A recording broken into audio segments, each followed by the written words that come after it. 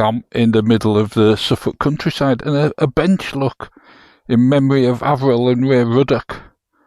Yeah, but I guess all of you are wondering what bike I bought instead of the SV. Well, there you go. What do you reckon? Yeah, look at that. Suzuki GSX 8R. Yeah, isn't it marvellous? I think so.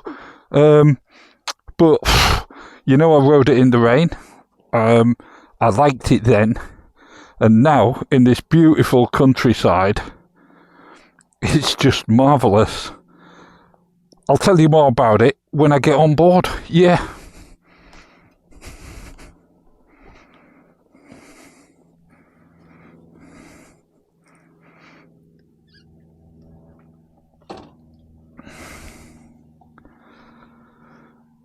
Right, here we go. Ignition on.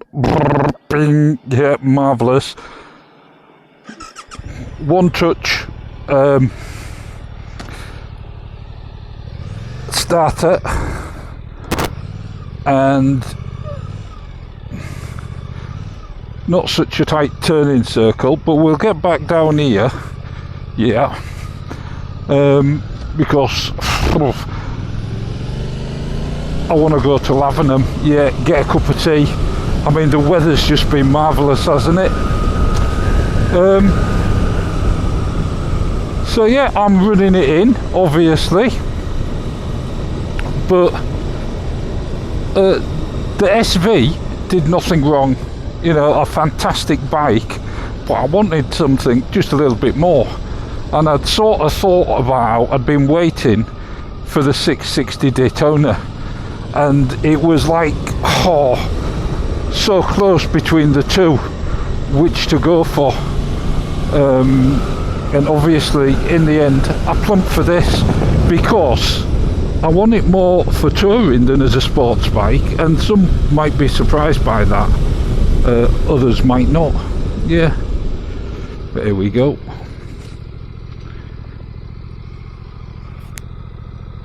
Oh no, we've got to go behind the car.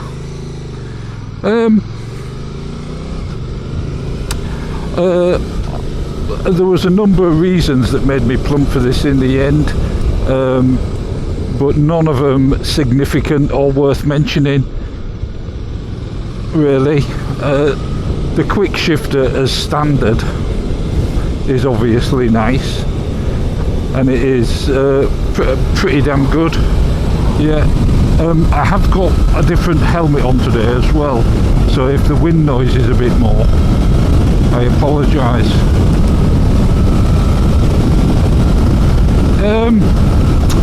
So, where do I start? Well, I guess do it a little bit like a review. Obviously, we've got a Game Boy style display, all the information on there, the traction control settings, all sorts of gubbins. I've got it on 2 and B, B being the power, which is delivered a bit more smoothly. If you're in A, it's like much sharper, all that torque, and we will get onto the torque on it shortly. Yeah, so all the information's there. Mirrors a million miles away.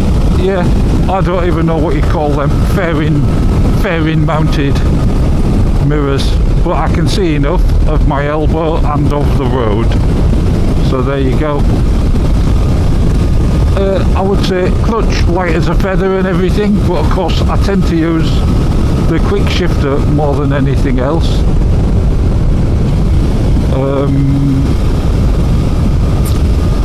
The throttle response, just about perfect, dead easy to do, and very, very smooth, yeah, perfect for touring, and I guess perfect for if you wanted to go racing as well. Yeah. The power, it's down on some of its competitors. Yeah, at 83 brake horsepower, but its party piece is the torque. Yeah, 78. Yeah, I mean, and it delivers it beautifully, just where you want it for riding on the road. Oh, we're into a 30. There used to be a giraffe. Oh, there he is, the giraffe. Yeah, marvellous. Giraffe poking its head out. Don't know if you saw that. That's wonderful. We will do a walk round. Why this and not the S and save some money? Well, I think you get very good value for money. I wanted something with a fairing, and I'd even looked at getting a fairing for the SV, but they're all racing fairings, which isn't ideal for the road. They tend to be a bit flexible, shall we say. Yeah, and they're quite fiddly to fit. And by the time I'd spent all the money on doing stuff like that, I would then be at the price of this. Yeah, £8,800, something like that, 99. Can't remember. I know it's only the other day, but there you go. Now up here there is a cafe, but I don't think on a day like today I'm going to get a chance. It's a bit of an ice cream parlour actually. Yeah, I think it's about, and it's there, and there's a car park there, so I won't get in there. So what I might do is see if I can find somewhere further up. Yeah, Freddie Dobbs Country, he likes to come here. Haunted the Swan Hotel, lots of ghost stories there. So dead end down there, it's no good. We'll get through here. So yeah, shower front forks, not adjustable. The rear's adjustable, of course. Oh, there is a car park in there, but I'm reckoning it'll be rammed. Yeah, it certainly looks as though it is. And Lavenham Church there, marvellous. So what I'll do now is I'll bring you back when I find somewhere to do a walk round. Yeah, how about that? Right, oh, I've just had a right hope down the roads, and I found myself at Long Melford. Yeah, so what I'll do is I'll go into Kentwell Hall and do a little walk round. Yeah. Oh, let's see if I can find my way to Kentwell Hall. Yeah, so here, Long Melford Hall, marvellous. I will do a visit there. Of course, Freddie Dobbs has done all this, but I think he got some of the facts a bit wrong. The old hospital there, yeah, and the church. But up here is Kentwell Hall, which you might remember from when I did the BSA video. I did that from Kentwell Hall. Yeah, hopefully it will be quiet enough for us to do a walk round. Yeah.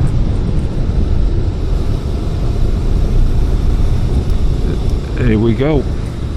Just in here. See if I can find somewhere quiet. But I will do a video from here as well.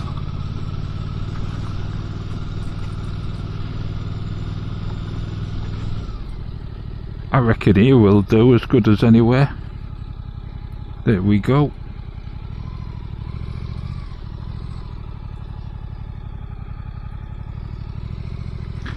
Let's get it turned around first before we start.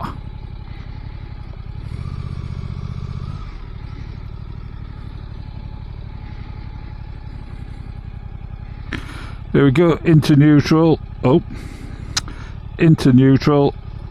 Ignition indicator off. Visor open because I'm melting. Ignition off. Side stand down. Over we go. Yeah.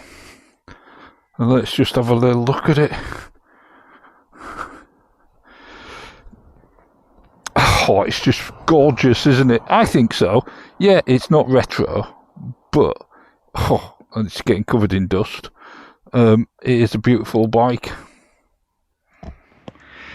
So here it is, just stunning. I went for the Titan Blue. Originally I thought I might like the white, but I thought about it and I thought it's a Suzuki, it's got to be blue. But what's it got? Let's have a look. Well, it's got these upside down shower forks, non-adjustable, but they seem to do a fantastic job on the bumpy back roads and on the smoother roads. Oh, it's just like a dream. Very smooth, very slick. Twin discs on the front, loads of stopping power, no problems. Of course I'm running it in, I'm not doing any ridiculous speeds. The stacked headlights a lot of people don't like, obviously covered in flies right now, but a hell of a sparkle to that paintwork. That engine, 776 cc's, 83 brake horsepower and 78 newton meters of torque. And that's what's unusual about it, I think. It gives away quite a bit of the brake horsepower to the rest of the bikes in the class, the R7 and Daytona, the Honda, you know, but the torque is just beautiful and its delivery is spot on. Tiny little exhaust hidden under there, no doubt you can get a pipe. In fact, I know you can get a pipe, but the Akrapovic full system is about 1,500 quid. Yeah, so it's not cheap. Even the frame is sparkly. Yeah, this silver, that is all glitter. The black is glitter. I don't know if you can see that. The seat, I find plenty of room. 6'2", 34-inch inside leg, and it's just fine. Single disc on the back, mono shock, which is adjustable. Yeah. It's fairly firm at the moment, but I'm waiting till I've done a few miles on it to see exactly where it is before I mess about with that. The mirrors, great for seeing out of. Mrs. Tamer sat on the back. Her only comment was, well, the seat seems firm. Well, it is firm, but I said to her, firm generally means good long distance. Yeah. I'm waiting for the panniers to come in. Yeah, I'm going to put in panniers on it. Like I say, I'm trying to make it into a bit of a sports tourer. I think it'll make an exceptional sports tourer. It's going to be lighter than the big ones and have more go than the little ones. Yeah, so quick shifter as standard. And that was one of the things that swung it for me, rather than forking out an extra 300 quid or something, regardless of what bike you get. On the Yamaha and all that lot, it's all about the same, and even then they're only up and not down. This is bi-directional, so you can go up and down the gears using it. The traction control system, of course, it's got the easy assist clutch thing going on, which makes it almost impossible to stall. Yeah. And the dash is easy to work from the menu. All the switches work really well. And the other thing is, I did a fair few miles on the Daytona, and it was okay for about 200 miles, and then it started to hurt a bit. This is more comfy, the bars are slightly higher, and I love the colour. I love this blue. It's just wonderful. But I guess we ought to do the senses. What I've done, because I've had a couple of things different. I've got a slightly bigger screen, it's about 10mm higher, and it's tinted. Still get a bit of buffeting, but you're gonna with a fairing. There's not many where you don't. I've also had the USB fitted, which doesn't come as standard. But that's about it really. Yeah, and of course Orwell did a great deal for us, and I know them as a dealer, and that's important as well. And in fact, all the dealers I work with are fantastic, and That always gives me peace of mind for whatever bike I buy. Yeah, right, I'm gonna get back on and do the senses test. Right, back on board. Melting, literally. Brr, bing, yeah, service in 400 miles. Yeah. Right, let's get going. So,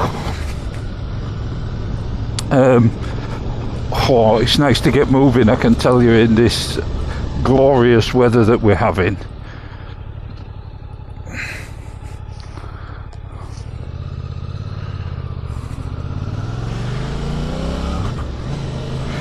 I'm never sure whether to use the quick shifter in the lower gears.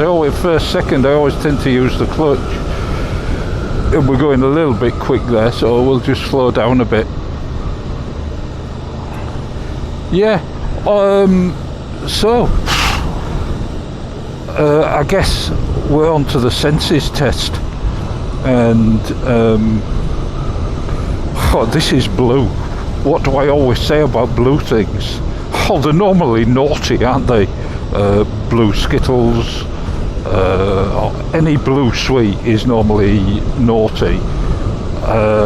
Blueberries are good for you, so I'm going to go a fizzy blueberry drink. There is a blueberry crush or something, I seem to remember, that was lovely. Yeah, so I'm going there for taste, definitely. Then what? Smell. It's a brand new bike.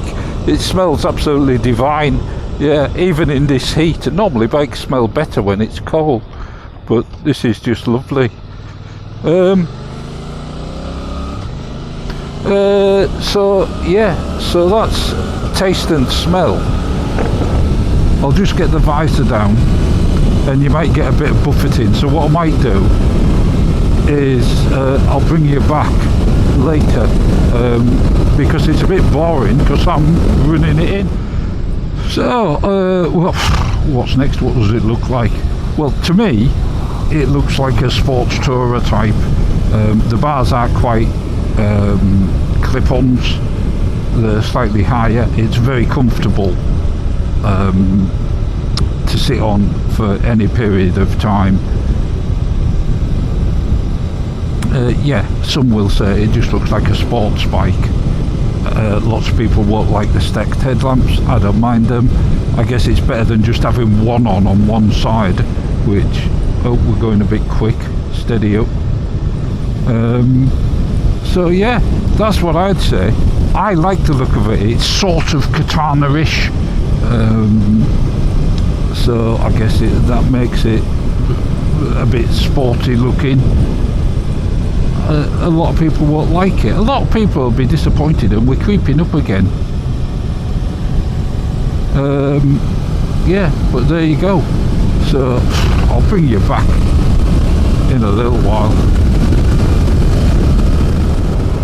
Right. Let me get the visor up. So where was I? Yeah, so to look at sports tourer, to me, there'll be a lot of people disappointed that I didn't actually go for another classic bike. Yeah, but I might have that in mind as well. You never know, do you? You can never tell. Oh, naughty boys. So, then what we've got to touch and feel. It feels top-notch quality. It does. Some lovely shapes on it. All the paintwork's so smooth. That frame is lovely to touch and feel. Yeah, not much chrome on it, which is, you know, some people would say is a good thing. Others might be disappointed. Yeah, the one thing not so good on it, of course, is the wheels. They're like a sicky blue colour, which is neither near nor there. Yeah, I'd have preferred them to be gloss black or something like that, I think, but there you go. But anyway, then the sound, it's got a lovely rumble to it. The engine, the exhaust, you can barely hear, of course. And I'm sure you can get a pipe for it that sounds just marvellous.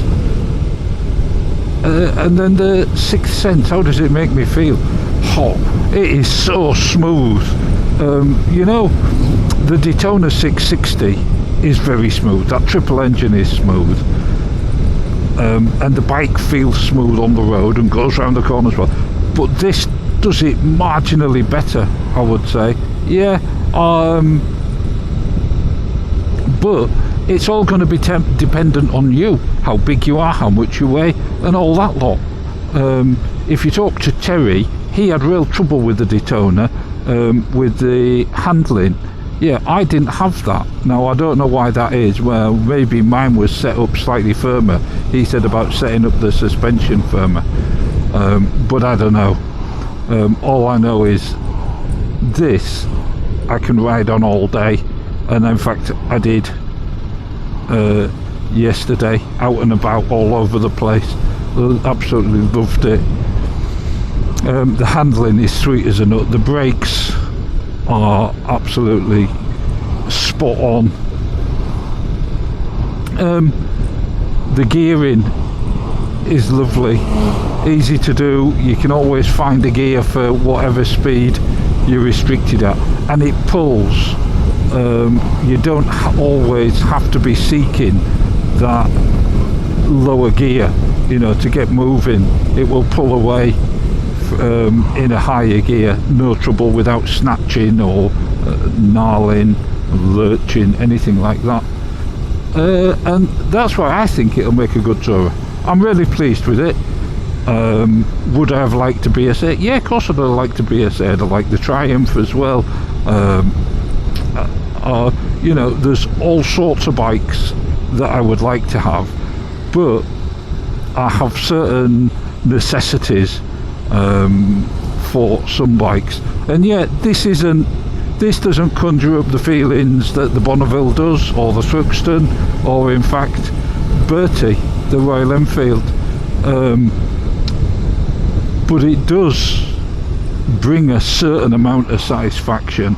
It is very good. Let me just get my visor up. Yeah, because I'm gonna melt. So at least I'm in the shade. Yeah, so that's what I'd think. I've had a marvellous ride out yesterday. I've had a marvellous ride out today. I'm trying to decide whether to put this out. I think it's got to be Wednesday, and we'll just have a mutter on Monday. Keep people guessing a bit longer, so I'm sorry about that. Yeah. So welcome little Suzuki to the channel. Not what a lot of people were expecting, I don't think. But some of you got it spot on. Yeah. Oh, HRD. Vincent, did you see that? Just marvellous. I've seen about 3 of those HRDs. I don't know if there's something on. There might well be a classic bike show on somewhere. I don't know. But yeah, I will catch you in a mutter.